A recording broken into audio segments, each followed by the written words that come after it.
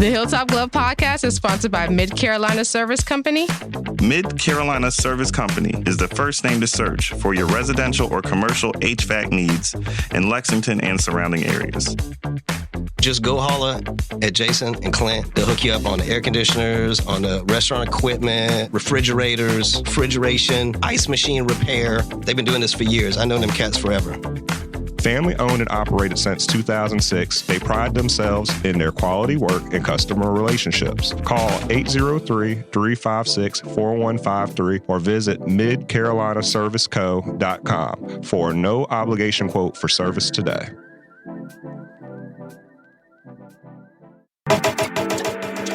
The Hilltop Glove Podcast is sponsored by True Brilliance Entertainment. True Brilliance is a production, promotions, and management company dedicated to connecting artists and producers across the Carolinas to music industry professionals. Several of their clients have placements both domestic and internationally as a result of their services. Are you an artist or producer looking to build meaningful relationships within the music industry? Then True Brilliance is for you. Check them out at paramilitary.com. That's spelled P-A-I-R-A military.com. This episode of the Hilltop Glove Podcast is sponsored by Bob's. Bob's is a Columbia-based retailer of over 100 Black-owned products from 20 Black-owned businesses. Bob's offers a wide range of items from household cleaning, cosmetics, and everything in between. With every visit to Bob's, you support Black-owned businesses, giving them the opportunity to grow and establish connections with our community. Bob's is located inside the Noma warehouse at 2222 Sumter Street in Columbia, South Carolina. Visit their website, weshopbobs.com for in-store pickup or to find out more. Bob's can also be found via social media on Instagram, Facebook, and TikTok at weshopbobs. When you stop by, tell them the Hilltop Glove sent you. Bob's brings quality Black brands to the Columbia community. The Hilltop Glove Podcast is sponsored by Red Rooster Sports Bar and Grill. Red Rooster is your neighborhood bar and grill serving the best wings, burgers, and baskets in the Met. Like the amazing food, the bar is always on tap, and there's plenty of screens to watch the big game. Red Rooster is the Midland's premier meetup spot for local car and bike clubs, fraternities, and sororities. Staff is dedicated to accommodating all kinds of parties and events. If you're looking to catch a game, have a bite, and a drink, look no further than the Red Rooster. Red Rooster is located at 7500 Wilson Boulevard, Columbia, South Carolina. For more information, visit redroostersportsbar.com or visit them on Facebook and Instagram at Red Rooster Sports Bar. Go where the winners go.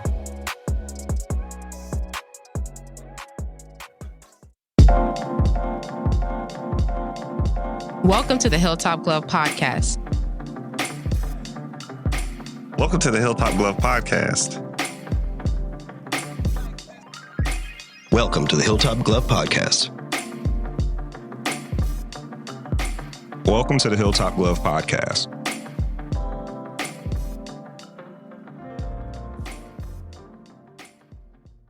Hey everyone, welcome back to another episode of the Hilltop Glove Podcast. Today we have the pleasure of speaking with Mr. Tyrone Jeter.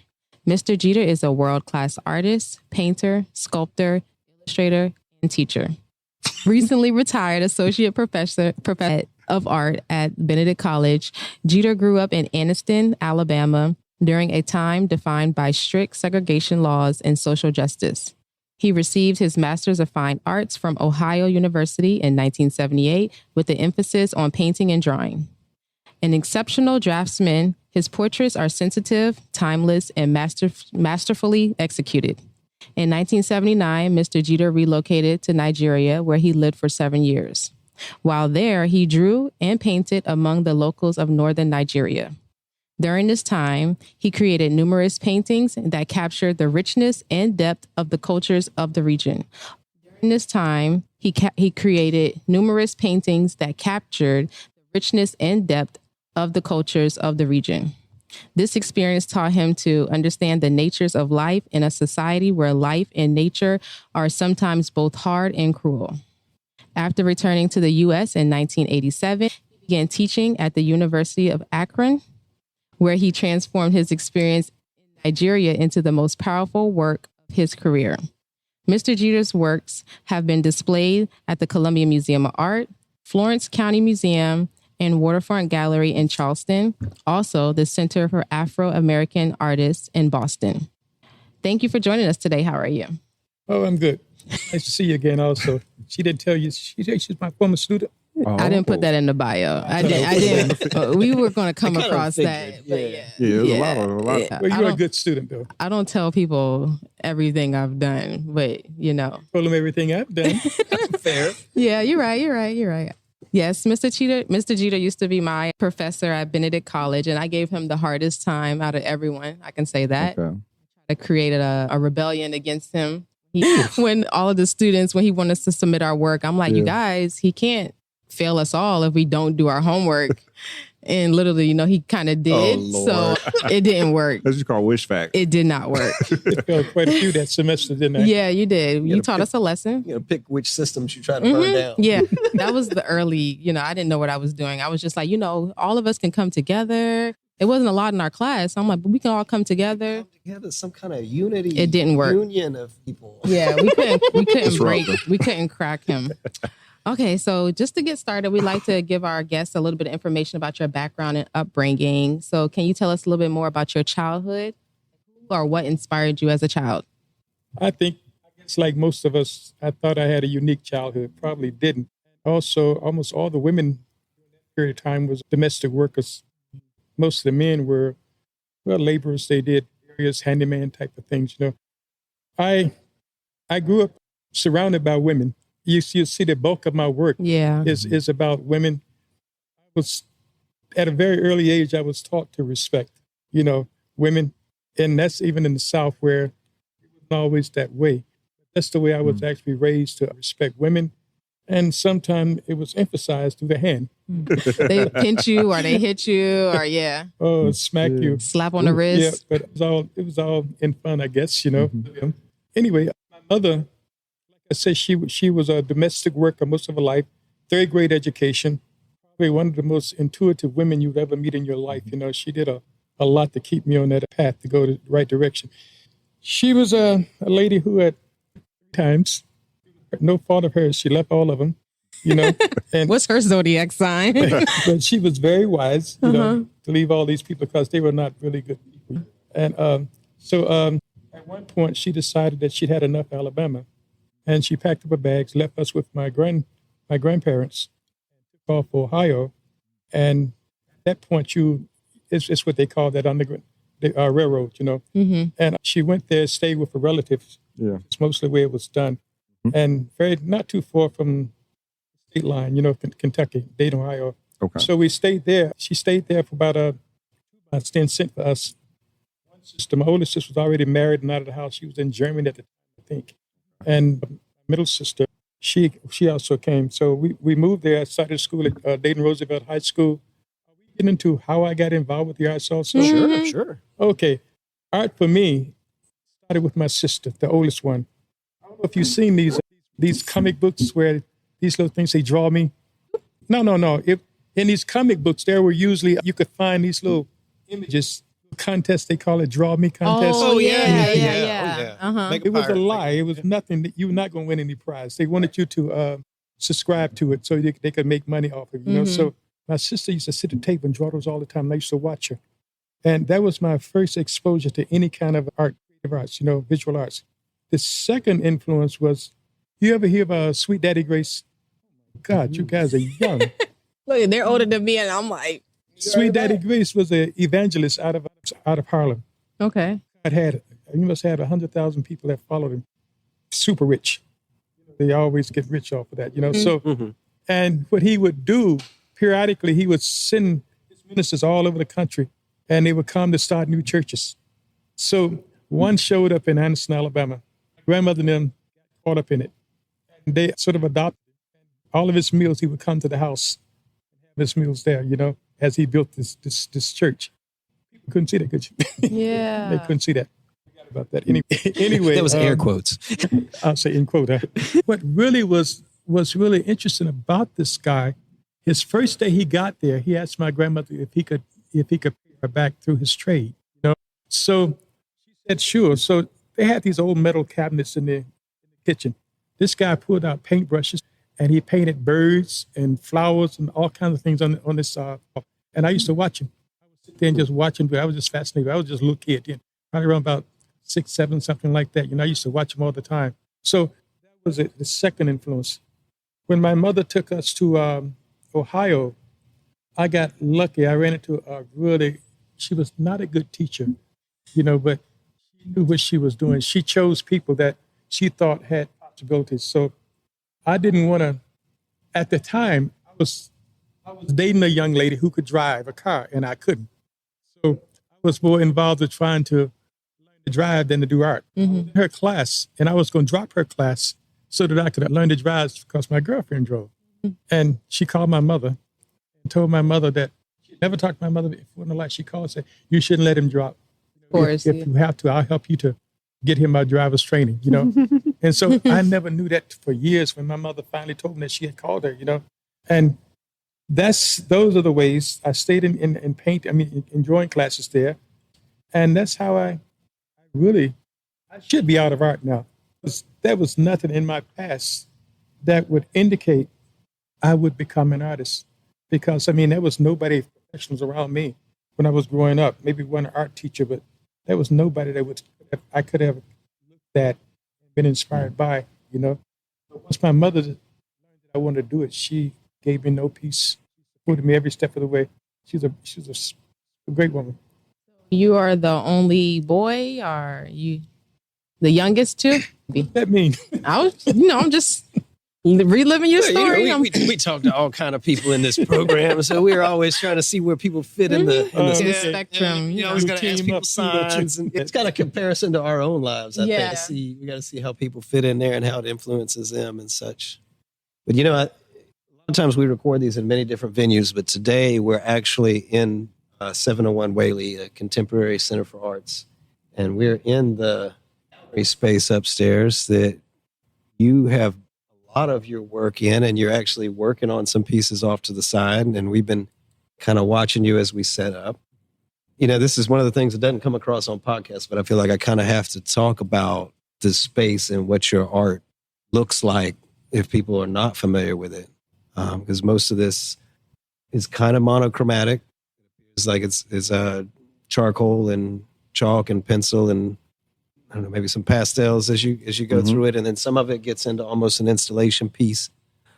It's different elements and paper and old things that are sitting in front of the paintings, bicycles, and it's really. I was walking around with my son before this, and there's a lot in every piece, and it's really enjoyable to go through. And they're not usually pretty pleasant scenes. A lot of it is thunderstorms and things going on in the background. It's very captivating. Every single one of these pieces, it just kind of pulls you in a bit. So yeah, very much enjoy your work. Thank you. And that it's not gloomy because it's not into that. No, it's not. It's captivating. Yeah. It engulfs you. It kind of like you can't just look at one piece. You just really just take your time and try to decipher. Okay, does he have any hidden messages in this piece? Yeah, that's hidden messages. Lot of hidden messages in each piece. Oh yeah. Well, the first thing when you look at my art, it insists that you feel. Yeah. You can't walk past my work and not feel something. I think that our culture it sort of separates us from the other. I think we lose a certain amount of our humanity. My mother, when I was growing up, my mother taught me that a couple of stories. Come home from school when I was in college, and I'm upstairs in my bedroom just painting something. She asked me what was I doing. I told her, I said, "Well, I'm just sort of playing around with it." She said, "Well, I don't feel nothing from it." And I give her this. That's a nice drawing, but it doesn't move me. That was the spark. This is my mother telling me something like she's supposed to encourage me. I said, "What do you mean?" She said, "Well, our family feel things." And I said, "Okay."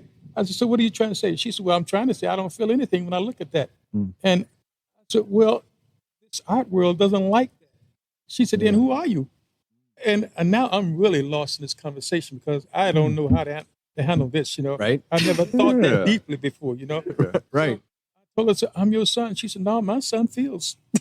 And just left the room, left me sitting there. Call him out. What I did was took that thing and put it aside and went back and started again. I knew that she would give me no peace for one thing, and she was right. The second thing she taught me was that art take a stand. Okay, she would come by when I'm working, and she would ask me what was I doing again. That was a lead-in. I knew something was coming. She had been thinking about something, so I told her, well, I'm just working. And she said, well, I'm looking at who is it going to help. Who's it going to help? It's just the work pain. I'm trying to learn how to do this. She said, well, it still could help somebody. And she said, well, I don't know. She said, well, it ain't going to help nobody. You shouldn't be doing it. And just left me there, So that was another lesson. I need to think about who was I talking to, And the rest of my career was spent trying to learn to make a universal statement.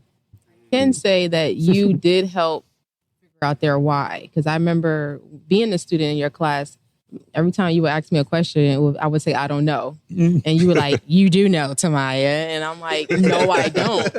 But I never slowed down and processed it or even thought about the why. Was it going to help? Sometimes we know why, but we don't know it from like a logical way. It's not something that we can verbally. We know why. We just can't tell you why. That's why we're doing the art. It's a process of figuring out how to verbalize it to the world. And that's what it was. You helped me verbalize things.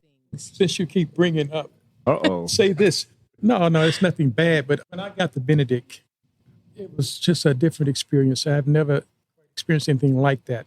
I mean, I was first told that the syllabus that I tried to teach you guys was too much for you, that you guys wouldn't be able to handle it, and I should dumb it down a bit. Didn't say that, but that's what she meant.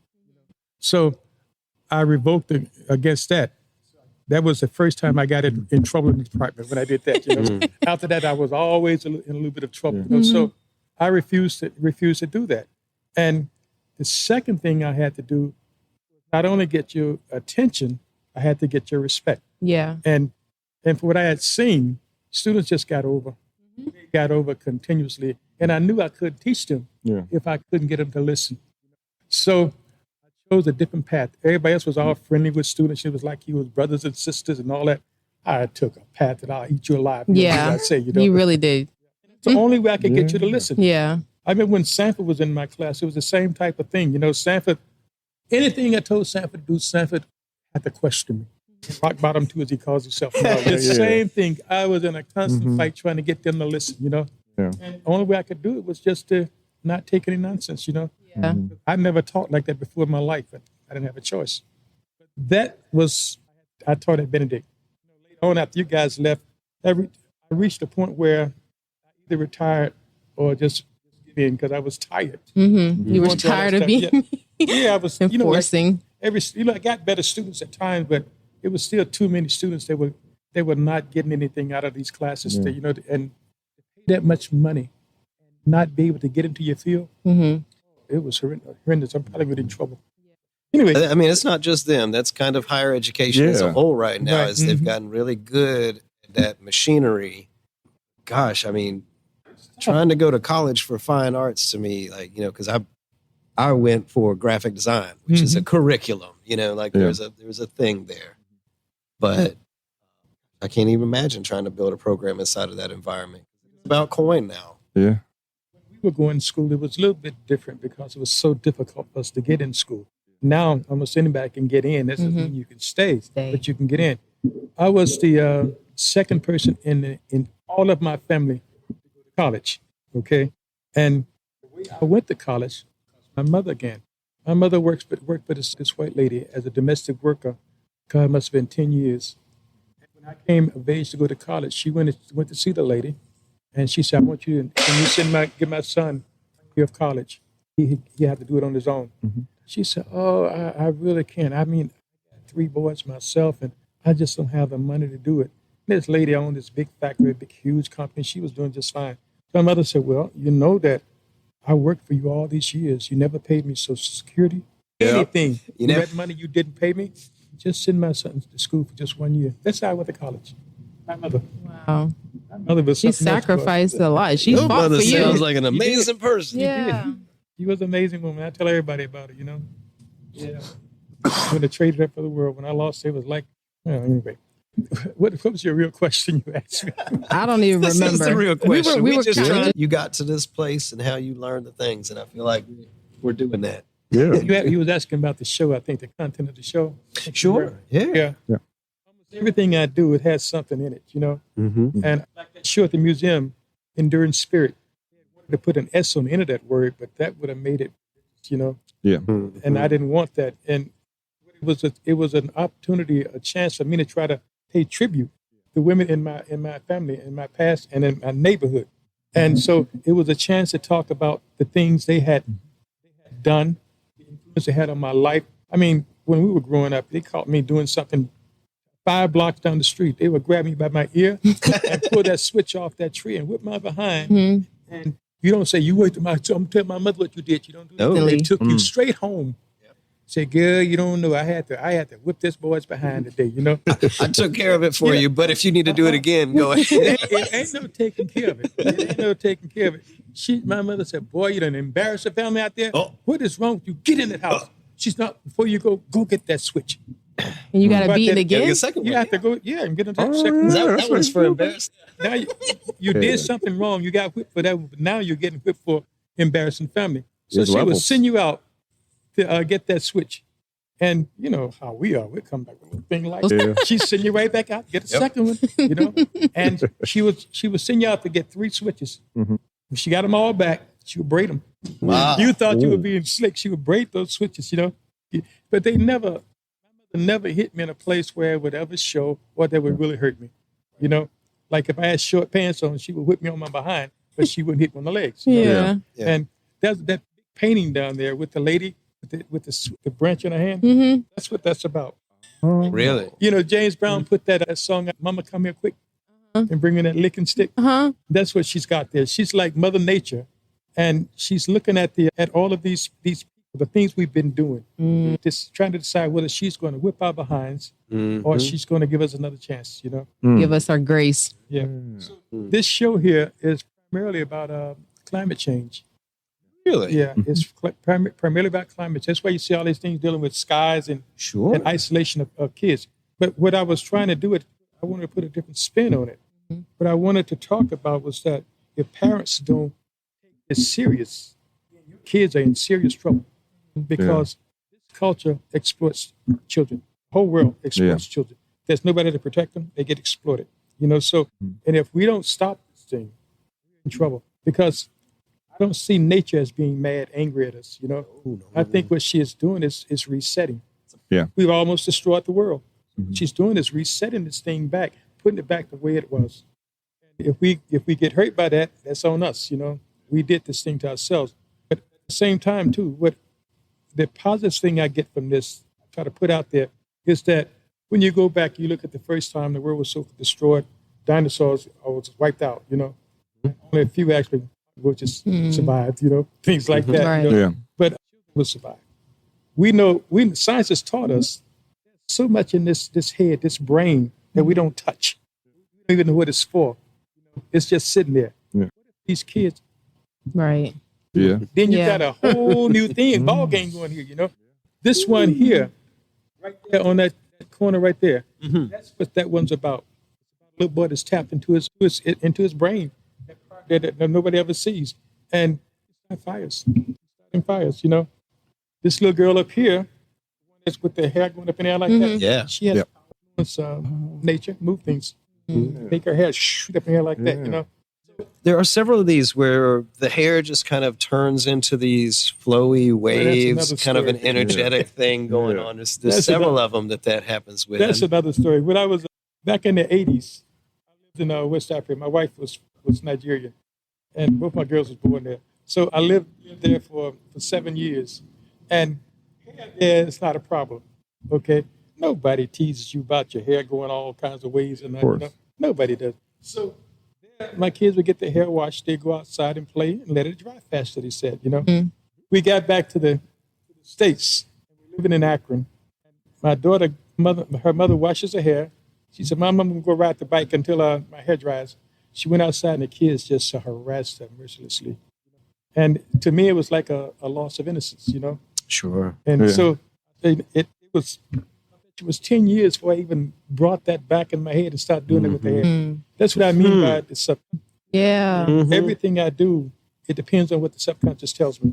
Like, if it doesn't talk to me, I don't do anything. Yeah. I would just sit around and lump it out, Yeah.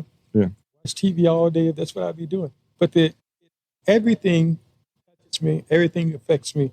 My mother taught me that, like we said, about emotions and stuff like that. Everything touches me. So I'll see something, or someone would say something, and it would trigger this thing. It would start to think about it, and it can keep me awake doing that, And it would run something past me. If it was a good idea, I'll sit and wait still until I find the right centerpiece. If it's not, part of your mind throws it out. So that's stupid. Go away. But it comes back if it's still a good idea. there. Yeah. It will come back slightly changed. I trust that completely, because I don't do sketches. I build mine. All these things are built. As much as I told you guys to do sketches. I used to hate doing sketches, and Mr. Jeter was like, a true artist just does it. Just put your hand on the paper and just draw. And I'm like, what do you mean? Sure. But I Just grew up draw. sketching. Yeah. I grew up sketching. Once how I worked, I could throw that aside, Right. And even till today, I don't sketch. Everything in here is built by waiting for that voice and then finding that centerpiece that set that whole composition on edge, And then I will start it, and all these things are built around it. Well, how vulnerable do you have to be to actually, like, for each piece? Like, how vulnerable do you have to be with each piece? Well, but my mother taught me that you can feel and protect yourself at the same time. You don't have to just go into any kind of relationship where you're just so wide open, people abuse you. If somebody's abusing you, get up and get the heck out of there, You don't have to sit there and take that. And her thing was that you trusted people until they blow it, you don't trust them with your life. You don't give a guy a knife and say, "I trust you not to kill me," and he's going to kill you. Assume the good until you shown otherwise. Yeah, but that's where I was raised. My work is that way because of that. I don't have any problem with and the way I work, whether stuff is good or bad, whether it's artistically sound, I don't know. Somebody else will make that determination. No, it is. But the thing is, though, because of the way I work, I can change direction just like that. I can't pop my finger very well, but I can change direction just like that. Yeah. And all this stuff is results of that. You see that bottle, that big green bottle. I found that bottle in an antique shop. Not antique, it's just a junk shop they call antique. Sure. So I found that bottle. It's hand blown. It was just a nice bottle, so I bought it, and I bet I had that thing 7-8 years before I even did anything with it. And it's been on used to draw that bottle. Still life. For still life, So this thing was sitting in my studio. It'd been there for years, And then I bought that little stand for some reason, don't know why. And those two things sat in there another year. Yeah. I have quite a bit of junk in my studio and house, So one day I want to get off the floor. So I just set it in that. Excuse me. I set it in that stand there, and I saw a pregnant woman. Just like that, I just saw a pregnant woman. And then it popped at me what they're saying about everybody has to have a child. If you get pregnant, you can be 2 years old. You have to have the baby. And the little girl is up top. That's talking about that. That would make a child have a baby, even if she's raped or whatever, So that's about and abortion. All those are kids. I'm going to have to do more to that. I don't want them to be all pink. Okay. See, if you didn't explain that, I wouldn't have thought that. No, I want them to be. That's what it's about. This one over here, the one in the middle, is about a drought. When I was in West Africa, I was in Kano one time, and this guy told me, he said, this Kano was built on a desert. And he said, every year they lose a mile. They have to reclaim it. It takes it back. You can't beat nature. You can't beat it. You can put up all these things. Eventually, if you don't take care of nature, she takes care of you. So this was about that. I found that baobab tree. I drew that in West Africa. It was in my drawer. I forgot it was even there. And I found that little frame-looking thing there. I think it's a flower box or something. I had found that someplace years ago and just liked it. Brought it into the studio. It stayed there. And then one day I was going to the drawer and I saw that. That would work. It made sense. So I went out and got that. And it was just perfect.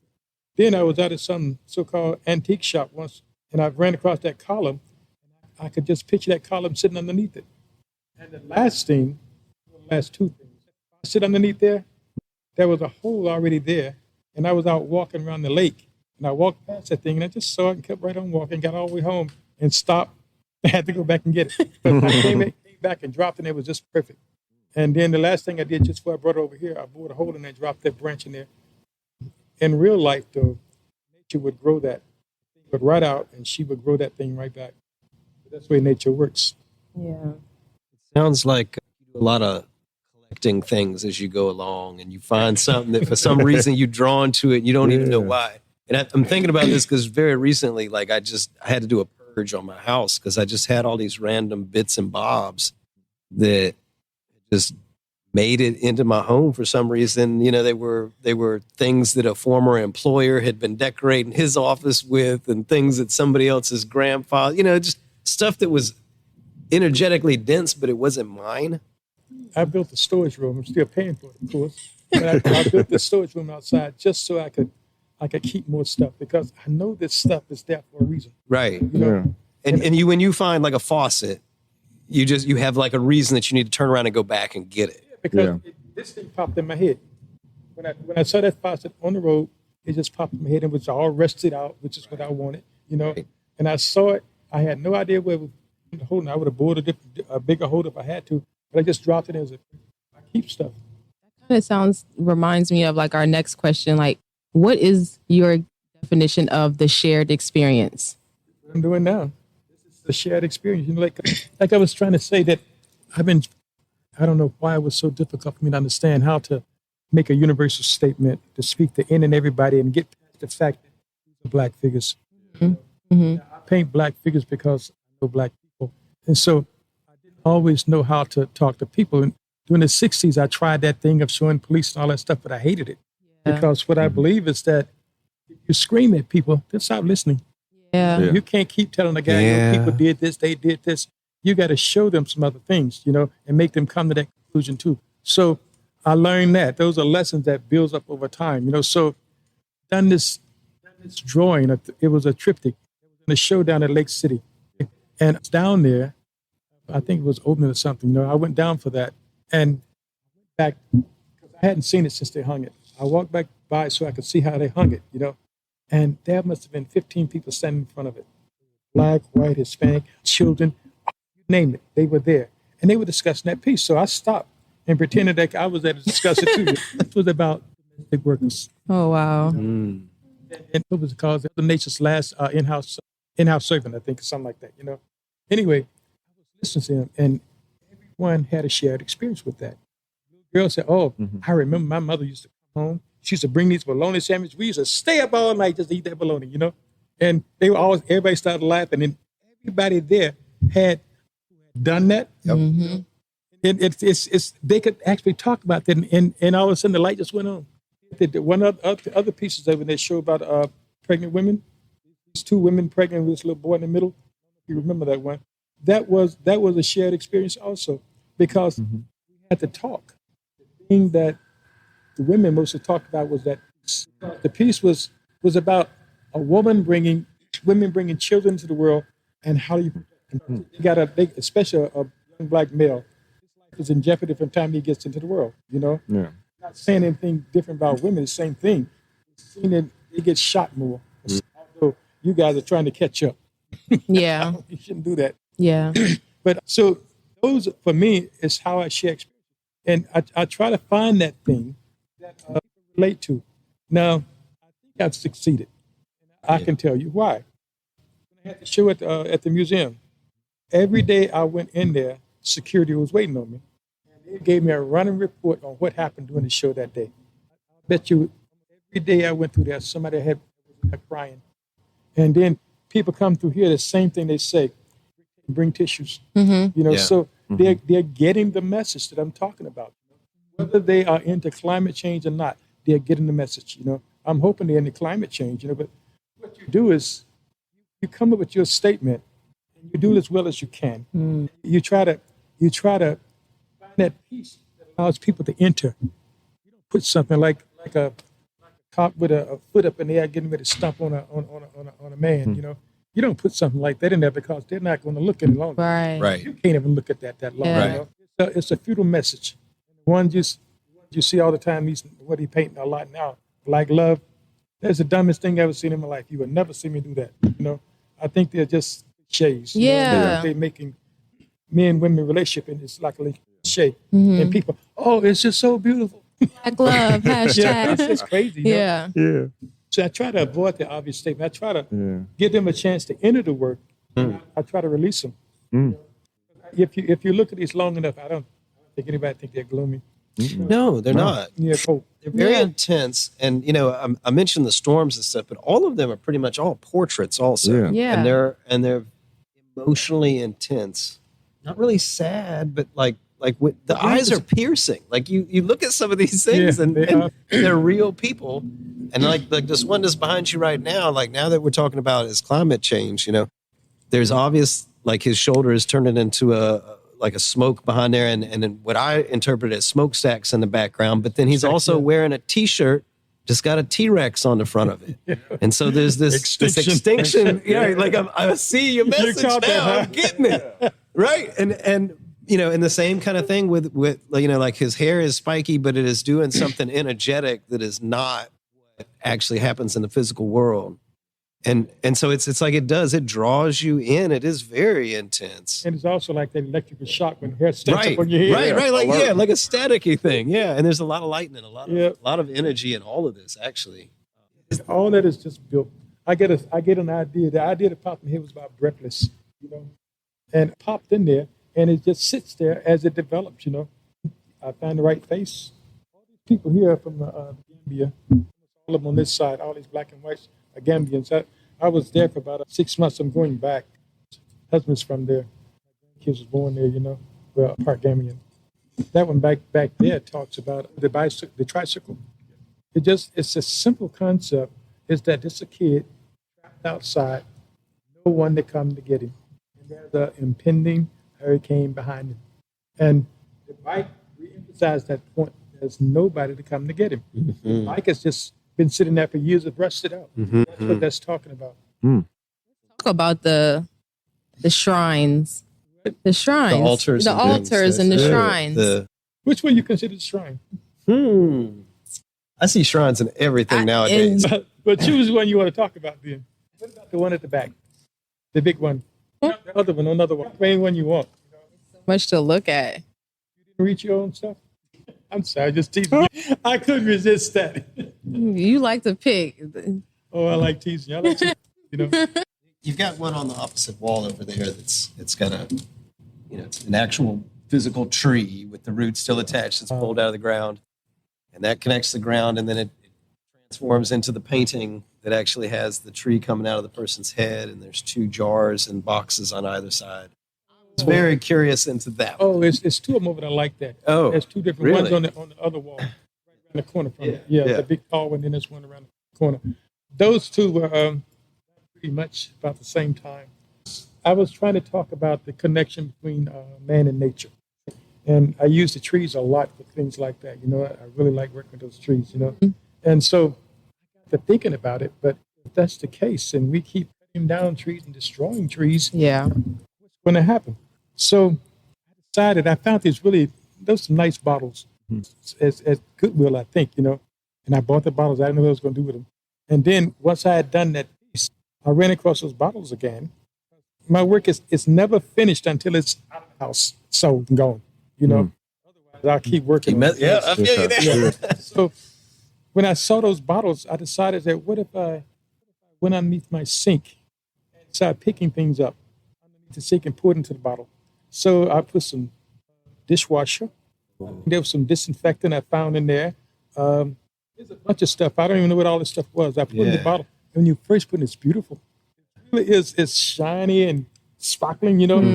And about 2 weeks later, that stuff. And it keeps getting worse. So this is what. Whoa. See, this is exactly full what we're circle. doing. Yeah. You know, that's very Because we dump that stuff all over the place, and it's killing everything. We don't even think about saving trees or anything, you know. No, they don't. Because, I mean, every place you go, they just quacking trees and put up some prefabricated house. They can charge a small fortune for it. Something that's not going to last 50 years. Yeah. Like some advice for other artists that are struggling and trying not to conform. What is some advice that you would give them to stay true to themselves? Get a job. That's what I did. Get a job. Not art job. Whatever pays your bills. You know, But something to liberate you into this process. If you're wise, if they're still young, go back to school, get your master's. The master's open up the university for you. And for an artist, that's the best possible job you can have. You teach, except for Benedict, you teach a couple days a week, and you have all that time to do your work. You have 5 days a week, so you have to really be prepared. You know, I actually liked it when I first started because every once in a while you see that light go on somebody's head, and boy, that teacher would die for that. Yeah, Right. They would die that, you know. Yeah, but that allows you to do the work. It is, I don't care who you are. Nobody that does art doesn't have money to eat and to pay. Nobody. You can't survive like that, you know. So you're going to have to find some way to live, and don't waste your time and your opportunities, you know. And the other thing too that gets me is that give up that time freely. We are very generous with that, you know. You can a student come up to you and ask you something. You talk to them. You sit there and you talk the next hour as long as they're interested, you know. And then you would tell them that you say, "Why don't you try this on your work?" You know, because most of the time I tell them you should go nowhere without images of your work. You know, that's what these phones are for. So when you see the artist, if he's willing to look at your work, show it to him. He would make comments, and at the same time, if he spends time with you, say you should try this. He expects you to go do it. If you don't do it, then don't come back. That meant you wasted our time. You know. So the kids that come back, another session. You use everything that's around you that's open, you know, that's going to help you, you know. But the main thing is to realize that this is a tough field. Most of the time you're by yourself. You know, you're going to be by yourself. You're not going to be able to make every party that comes up. You're not going to be able to wear the finest clothes. You know, same all these trends that people buy, and you're better off keeping them in the bank than buying a new sweatshirt, you know. So that's the best thing you can do is just get that job that allows you to do, because I work part-time for anything just to keep from taking a full-time job. Only reason I took a full-time job was because I had children. So I had children that just changed the whole thing, you know. So then I went back to teaching. I've worked, you name it, I've worked that job. I worked one job where they clean these big old 50-gallon drums. Yeah, big barrel. I used to clean them, big metal things, heavy as the dickens, you know. Paint them, you have to set them up, load trucks, you know, and that's by hand. That's by hand. You just have to stack them 3 high. I know you don't think I could do that, but God, but, I mean, anything that allowed me to be able to do the art. Yeah. It's that time, that extra time to put into it was that commodity. You do it, you know what I'm talking about. You know what I'm talking about. You can't know? do it and have 40-hour-week jobs. Yeah. You're done. All these things you're doing, somebody got to be paying you something. Yeah. True. You know, because you have to eat, because if you don't eat, you are not going to do any art. Yeah. I don't care what anyone says. Right. You might have a couple Inspired. of days, but it's over. Catches up with you, you know. So that's about all you can actually tell them, and just work.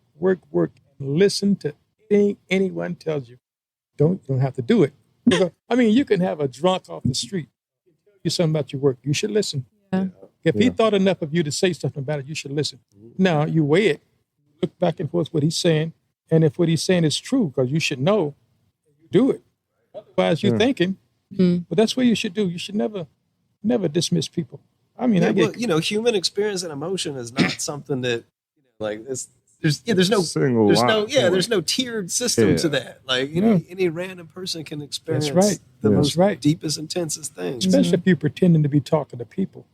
Yeah. If I don't listen, then I'm one of the biggest lies you ever see in your life, because all I want to do is communicate. I don't go to a lot of things. You know, I never had any use for it. You know, I'd rather be in the studio most of the time, and I don't have the great raps that I'm sure you run into a ton of people with great raps. You learn to ignore them. You know, a lot of them. But I'm not like that. You know, and this is a chore for me. So you just learn how to do just enough to run your career. You know, which I'm not that great at that. Also, tell them to learn to run their career. Social media, and understand it, how to use it for your good. And I think probably ignore Facebook. Facebook is not good for this, you know, bad for it. So just ignore Facebook, go into something else, and just learn to use that computer because you're going to need it, need it. I don't know what else I would tell you about that, but the main thing is just to believe that you can do this, that no matter what anyone tells you, you can do it. People say some awful things to me. When I first went to college, I had a teacher. He gave us to go out twice a week. He told us to go out and make about 7 to 10 paintings, just small things, see what you could do. So I drew 7 to 10 black people, mostly, So I brought it back in, and he praised it. And one white kid said, well, why is he just painting black people? And the teacher switched. Yeah, why are you doing that? You should paint more diverse things. I sat there. I said, may I speak now? Let me tell him why. I said, I'm looking at your work. What do you paint? All landscapes, all white kids, And I told the professor, I know your work too. You don't paint black people. You don't paint any other body but white people. I said, so let's put it like this. You can discuss with me about my work. It's purely technique. You don't have nothing to say with my content. Right. Well, that's what we did. I think that's the difference. People don't discuss technique. Yeah. They discuss content. That's what the world is doing. That's right. And they're judging you if you're not doing what they're doing. Yeah. Or what their eye wants to see. Mm-hmm. And that's not fair. That's not even letting me. That's been set by galleries and museums doing that kind of thing, making people do things like that, But I just never conformed. But talk about that. Like, okay, being an artist, how do you get your work into certain galleries? Become competent. First thing, become a really competent artist. That's what, I used to tell you guys that know as much technique as you can. Mm-hmm. Once you know that you're free, you can do anything you want to do then. It's not like you're asking to be in this gallery. Mm-hmm. Your technique speaks for itself. You see, in a studio, you're running situations where a drawing won't work for this great idea you got. Mm-hmm. Right? Because you got all these skills, you can switch around and go to 2, 3, 4, 5 of them, till you get the right technique, because it will tell you when you got the right one. So that, for me, that's extremely important. Having that toolkit that you can go to. That's how you get there. You gotta know your field first. Otherwise, there's some people you see them now painting with spatulas and all kinds of stuff. Yeah, palette knives. Yes. The palette knife is one thing, but for cleaning off windows, they're putting paint down it. Now, if you think about that, that's a limited painting. Sooner or later, you run out of those. What you can do with that paint. Yeah. It's a novelty that you can do it with this, or it just ends. So now you out there and you don't have any other skills, and you're just stuck.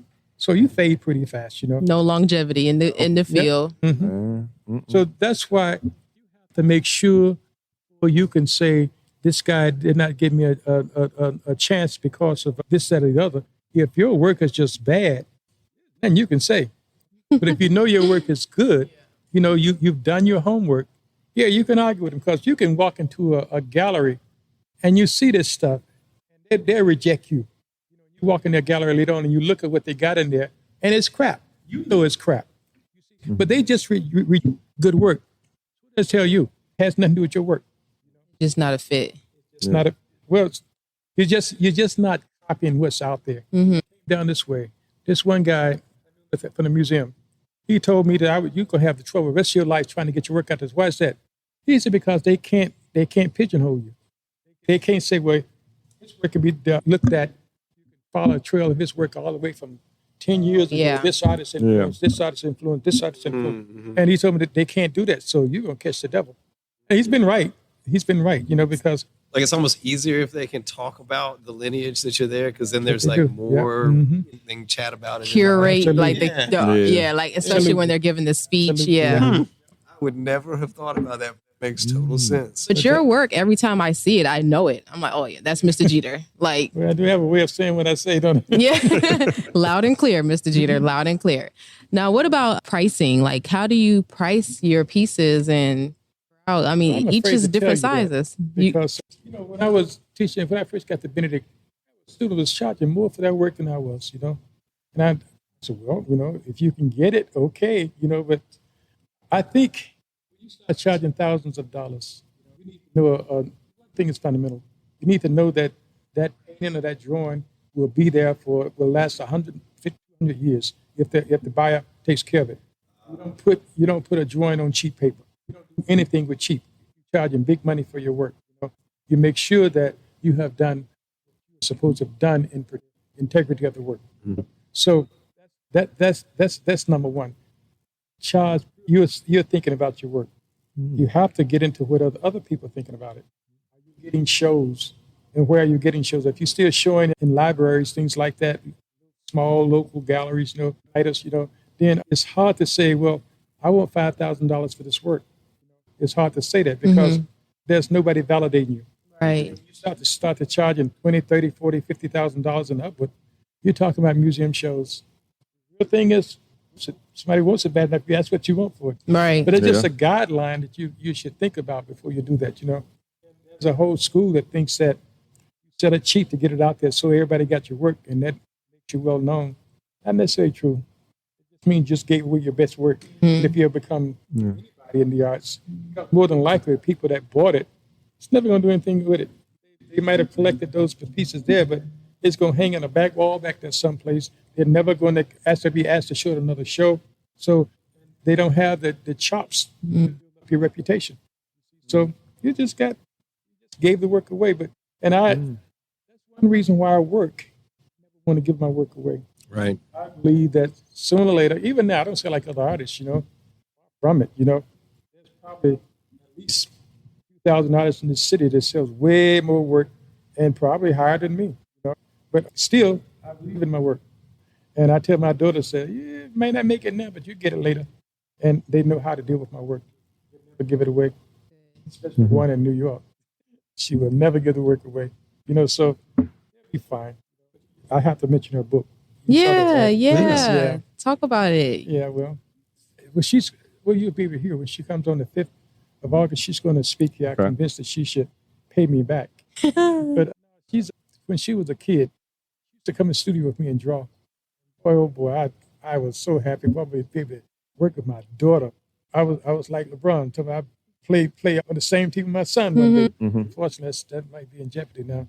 But I was thinking like that, we can do shows together, all kinds of stuff. So one day, what's this guy, the writer, Pat Connolly, is it Conroy? Mm-hmm. Yep. Famous writer, Conroy. He came to that school. And you know how the teachers are. They make them all write something and give it to him, and the guy never reads it. He goes away, and you never hear back from him. He called her on the phone, talked to her about 10, 15 minutes. He told us, I just got through reading what you wrote. And she was just spellbound because they knew he was somebody big. Right. So I've read it, and I think you should continue to write, You have a lot to say. So when they got off the phone, she came in and told me, she said, I don't think I'm going to do art anymore. It hurt, really hurt. I said, why? She said, well, I just don't want to do that. I said, come on, you can tell me why. She said, well, I want to write. You want to write what? She said, poetry. And my head did this because I know poetry, you get about $30, $40 a poem if you get it published. So she said, I want to write poetry. I said, why? She said, well, you don't make any money with your work, And they're in a private school, and for a private school for them because we couldn't get into a good school in our neighborhood, So she tells me that, and I said, okay. See, we had made an agreement with them. As long as they did well, no matter what they want to do, we would support them. The school they want to go to, we would support them. Okay, and so I was stuck with that, So she started writing. She was right. She was definitely right. When she came out of college, she worked at a job, but then she got this job as an editor with Amazon. Wow. Okay. Oh, she was good, and they came after her. She can really write. Okay. I paid her more than I could prices what I was making probably. And stock and all that stuff. She worked there about 2 years and then just quit. I said, why would you quit? She said, well, she was trying to do this book on Black Lives Matters. They agreed to do it. They settled with all these editors in the office, so they wouldn't let her choose. Like she had Jabbar lined up to write the foreword for the book. Okay. Was going to do an article, so she had really thoughtful, radical people who was going to do the writing. They wouldn't let her do it, So she told them, she said, well, I'll be leaving. Same thing, University of Akron, So I understood it, And so she left. She has this knack for getting jobs. She left that, and she worked a couple of jobs there. She freelanced for a bit. Then she got this job offer from it. I think it's the biggest one of the biggest agencies in New York. And, she met the guy. She said about 5 years before, and that he had been trying to get her to come for the longest. So he offered her a job again, and they handle artists, writers. Oh, So he told us, you don't have to start at the bottom. You can start up here with me. I'll give you some of my clients. He bought up all the contracts. I mean, the stock from my for. That's where she works now. wow. She still does. Good. Yeah. So Good. yeah, she had been working on that thing. For her first book was Un-American. Yeah. This one here is the Black period, and you shouldn't read it. You shouldn't read it. She talks about her family a lot. I'm sorry, brother, because you know enough about me already. But she does. She talks about the family a lot. The lessons she learned from the family, all that stuff. Yeah, it's a good book. It's won 2 awards so far. Oh, And then I think it was last I heard it was up for another one. her autograph. Yeah, I know. She'll be on the 5th. Okay. Oh, okay. I have work in it. So I don't know how she got to put 60 pieces of art in that. I don't know how she did it. She did. Okay. I think they really wanted a book. When that happens, you can pretty much get anybody to Do anything what you want. Yeah. Want me? You got to include this. Yeah. But it's real good. It's real good. Being a full-time artist, how do you handle work-life balance? How do you balance, your health, but also still putting all that you can into your each Well, piece? I'm retired, right? Now, I've had a bunch of health issues, a whole bunch of them, but there's something about those health issues that I always get a warning. Always, I had the heart thing, My wife had died a month before, and kids, Jamila was the oldest one, was in school in England, at the University of Leeds. Had to make her go back. And then the youngest one was at Clemson. So I'm laying in bed one morning, somebody inside of my chest scratching from inside. Yeah. It was weird. So I called the doctor, went out there, and I was lucky he had an appointment open the same day. I went out there, and he looked, couldn't find anything. So I'm leaving in the car, getting ready to drive away. He comes out and stops me. He asked me if I ever had that stress test. I told him no. He said, let's just do that just for the heck of it. He calls the clinic for an appointment, and they told me at first, it'd be at least 3 weeks, before we can get him an appointment, So he said, okay, so he made that appointment. And then just before he left, the lady called back and said, we just had a cancellation. So, and this was just incredible, So I went the next day. On the stress test, the doctor asked me after I took the test, they looked at the results. So at this time, I'm really messed up in the head because I just lost my wife, about 20-some years, And so I'm sitting there waiting. I'm out there about 20 minutes. Nobody says anything. So I stop a nurse, and I told her, look, this doctor had me sitting here for 25 minutes now, and I want to go home. Could you please tell me I'm still out here? Otherwise, I'm just going to walk out. I'm mad now, So goes back. What about me? And the doctor tells me to come back there. And I met this guy a long time ago. My wife knew his wife, I met him a long time ago. So we were talking, and he was saying, well, me and my partner, we looked at the charts, we think everything is okay. So I'm getting ready to leave. So well, that's good because that stress test almost killed me out there, He looked at his partner, and he looked back at me, and he tells me, if you were my brother, we'd be taking you to the hospital right now. That's what they did. To go home and pack a bag. They took me to the hospital. And the next morning, I was in surgery. I had about 90% blockage. Wow. Got a triple bypass there. Last summer, not this past one. For that, I was in the Gambia. I was coming back. I caught a cold, I thought, God, I was coughing like mad, And if COVID had been there, they'd kick me off the plane, I'm sure. Right. Right. We changed our sensitivities on such things. Yeah. Well, I took some codeine, and that sort of knocked that out a little bit, knocked me out too, But anyway, when I got back, I stayed at my daughter's house for a couple of days, and she got concerned, took me to the hospital. They told me I had walking pneumonia. So they gave me medication. When I got home, they told me to go and see my doctor. So that night when I got home, I started coughing so bad I was coughing up blood. So I got in the car and drove to emergency. I got there. You want to hear all this nonsense? Yep. Okay, when I got there, it was this little young kid that kept me there all night from about 12 o'clock on to about 7 o'clock in the morning. Okay. And so this young kid came in around about 7. He couldn't look at me. He had his head down like that, He kept looking. He'd look away. So finally I said, just tell me what it is. I can handle it. So he said, get your affairs in order. Oh. I laughed. What doctor something like that. You can't hear because you'd sue him for some kind of stress or something. You Well, know? he was stressed out, not me. Oh, yeah, that's what I'm saying. Man. He was messed up. They'll never tell you. But that's what he told me. So I made him tell me exactly what you're talking about. He said, we found the spot on your lungs. So, okay. So he told me that I'll go see your doctor. He would tell you where to go from there. So I did. They sent me to a specialist, looked at my lungs. He came in laughing because I guess he had heard what the doctor said. He came in laughing. And now I'm mad at him because you come in laughing. This is something pretty serious, I thought, you know? Yeah. So he said, no, I'm not laughing at you. I'm just laughing at what he's told you. I said, you think that's funny? He said, oh, no, it's not funny, but we're not ready to worry about that just yet. And I said, what do you mean? He said, well, there is something on your lungs. Sure enough, we don't know what it is. We can't tell. So he said, we're lucky that we even know there's something there because normally you don't find that on the lungs until it's too late. So he sends me to do a CAT scan. Still couldn't tell. Then about a week later, 2 weeks later, I did a PET scan. Still couldn't tell. Then they did what they call a biopsy. They took those things, stick it inside you, and grab a piece of it. Still couldn't tell. So about a month later, he calls me in and tells me, said, the last CAT scan you took, that meant that you had to do something. You just couldn't. So he put me on a table and sent it down to the lab, cut a piece out, sent it to the lab. It's cancerous. And he told me that he got it all. You know, that lymph glands were clear, you know, and that expect anything. I didn't have to go through no other treatment. Just every 6 months I get a CAT scan.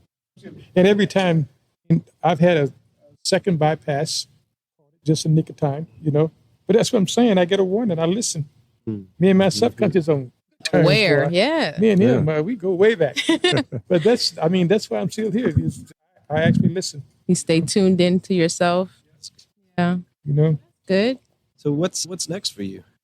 This show that we're sitting in the middle of. I have no idea. I can tell you this, that I'm supposed to be doing something down at the Finney Center. Oh, really? The cultural center there. You know, I'm supposed to be doing something there.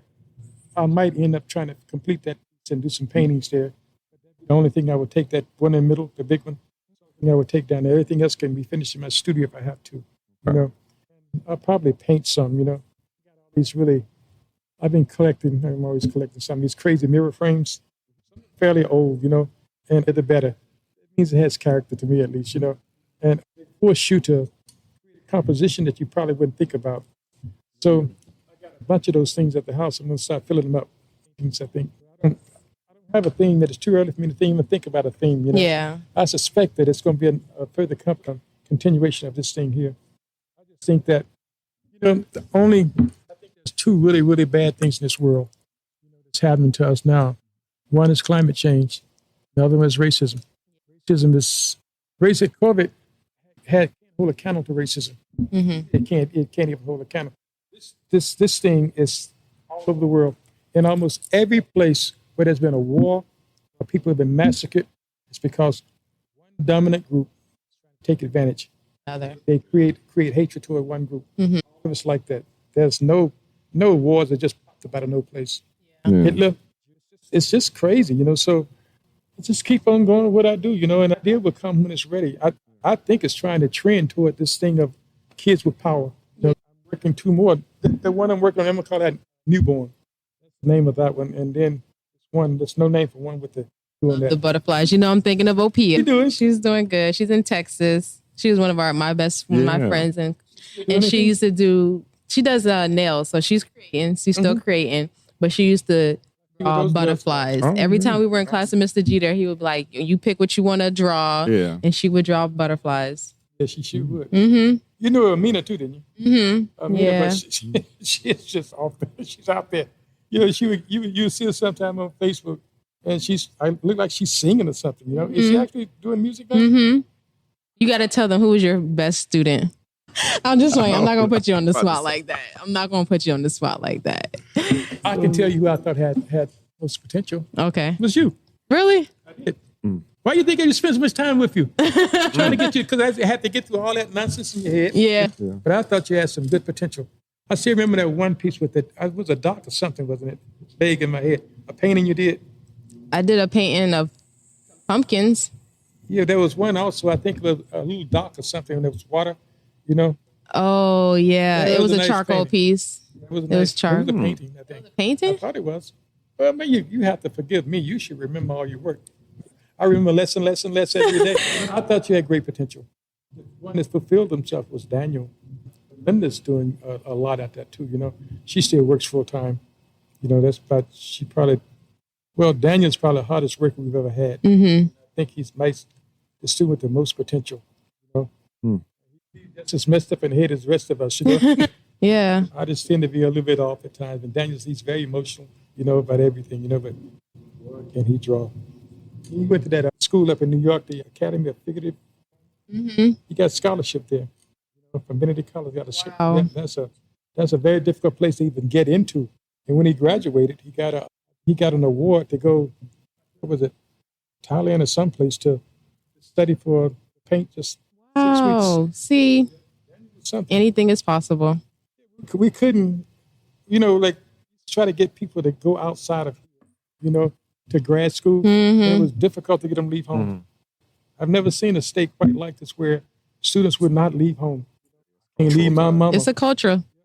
And I asked him, I said, well, I wouldn't ask them that, but what kind of mothers that will encourage you to stay here when you have an opportunity to go out and better yourself, you know? I don't know, but I guess they would like that and they just passed on their kids, you know? This makes me think of that piece right there. Mm-hmm. About a father who never quit, you know? Still trying to teach. All this stuff is speculating that the pandemic hold.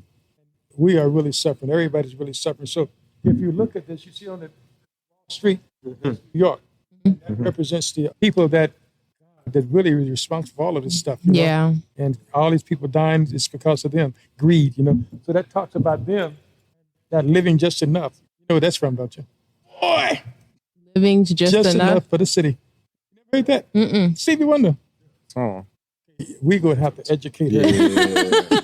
Yeah, because you 90. Yeah. Yeah, But they all into 90? rap. yeah, she's 90. They're not into good music. They into Yeah, all nice. that stuff, Okay, you know? well, it's time to wrap it up. It's time to wrap it up. Y'all coming for me. It's time to wrap it up. It's just getting good, isn't it? It's different because I don't know. Like when you a certain age, those things matter, and at a certain age, it doesn't. I always think about like you being the same generation as Kevin and I, but 90 is like sister's generation. I'm mature. And there's a I'm an old soul. But there's a big difference between that If I era said that, and you'd all be of a mad. sudden we could steal everything. Yeah. It was like causing Napster and whatever else happened. Like all of a sudden, it didn't matter what was popular right now. We were listening to everything. Heard the music too, you know. Yeah. I mean, some of the things these people look at the OJs. I bet you haven't heard those really slow tunes they used to sing. You and Me. Oh, go and get the Survival record. It's Survival. You can probably find it online. Survival by the OJs. Yeah. You listen to that stuff. It was our tunes we listened to. It was with our girlfriends. Your favorite girl, and they get to singing that stuff. Oh, amazing. OJs and all these people. The old Temptations, the first ones. First ones. Yeah. Okay. The first. You didn't even know Didn't even- Temptation. You know what Temptation is? No, I know what the Temptations Oh. are, but I didn't know you talking about the old ones. Or Well, you watched the movie, right? yeah, I seen the movie. You know, like they still tour now. I think when Temptation left. I was the only one alive. they'll tell No, you my that friends got they don't mad at have me because I reference didn't for it. know what they were talking other guy was about. pretty The good. oldest part. Oh, yeah, nobody will come see you, Otis. Nobody, when I said that, I was That like, was what the are you truth, talking though. about? But this was a good episode. Thank you, Mr. Jeter. You guys close down the office. You know that, don't you? They leave it full. Oh, Oh, it's okay. we enjoyed Just this leave around episode. 7 or so, you know. This is going to go down in the books. Yeah, we are And I not definitely recording cannot anymore. wait to see the full exhibit. What's the date? Well, Last date it'll be here? the 20th. September?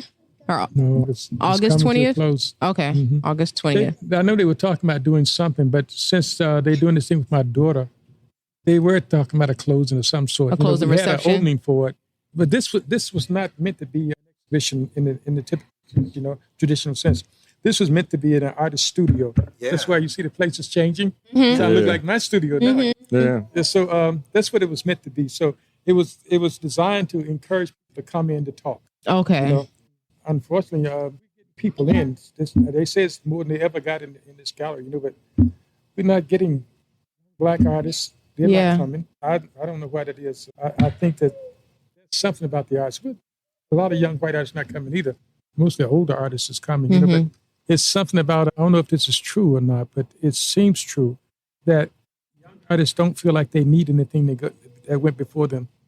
You can find that in music also, that you ask one, who John Coltrane is.